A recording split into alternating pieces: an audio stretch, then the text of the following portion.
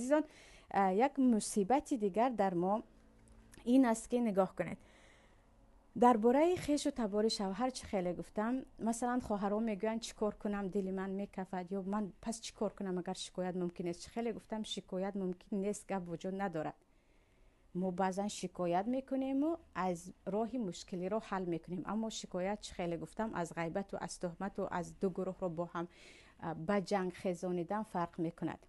از خویش و تبار شوهر شکایت میکرده زنها کم نیستند. شاید 99% در زنهای تاجیک مشکلی باشد که گویا که در دنیا ضرر فقط از خویش و تبار شوهر رو از اون طرف میآید، دیگر ما هیچ مشکلی نداریم. یعنی اساسا همین است. خویش و تبار شوهر، خواهر شوهر، مادر شوهر، هر کسی باشد، او هم مثل ما هست، من از شما هست، زنها هست.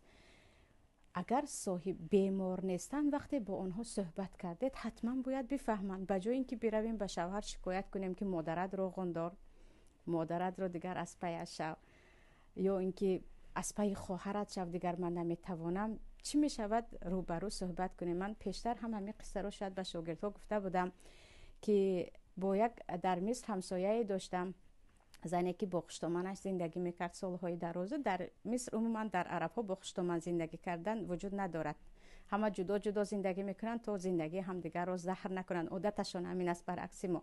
اما او برعکس دیگران با خشتومنش زندگی میکرد و زندگی خیلی خوب داشتن، یعنی آرام بودن. همه میدونستن که اینها با هم زندگیشان بد نیست. و برای همراهش صحبت کردم، من هم از کنجکاوی گفتم شما هم خیلی خوب هستید با هم. و هم سر این موفقیت در چه هست که خواهر خودش خواندگی بود، اما جوابی خیلی عجیب داده بود. گفته بود که من پیش از شوهر کردنم، شوهرم به من گفت که من یک مادر دارم و من اصلا نمیتوانم او را تنها گذارم، من دیگر کسی ندارم، با ما او زندگی میکند، تو هم راضی شو و قبول شو، با تو ازدواج میکنم، وگرنه نه. او گفت شوهرم که مردی خوب بود. من گفتم آره، اما با مادرت صحبت میکنم.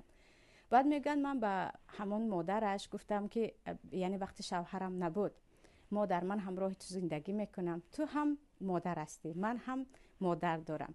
هر مشکلی که در زندگی من و شوهرم می شود، اولا تو ما رو به حالمون بمان، یعنی دخالت نکن. این یک. دوم این است که یکی من و تو مشکلی کردیم بیا با هم حل کنیم، یعنی به شوهر که پسر تو است نگوییم، بین خود همچون مادر و دختر حل کنیم تا که در همین خانه هر دو توانیم زندگی کنیم. میگوید به الله قسم، میگوید خواه نخواه بین زن و شوهر مشکلی می شود، مشکلی پیدا شد، میگوید این میرود از خانه که خودت حل کن هر دویت. اگر من همراه شدم فردا هر دو شما با آشنا میشوید، باز من چت میمونم. یا میگوید بعضم به خاطر کودک چیز مشکلی شد، اگر با من مشکل پیدا کرد اصلا خبر نمیدهد به پسرش، من هم به شوهر خبر نمیدم. یعنی در عهد و پیمان هر دو هسته. و میگوید من نسبتش همچون یک انسانی با عقل و که میفهمد خیلی احترام دارم و الحمدلله مشکل نداریم.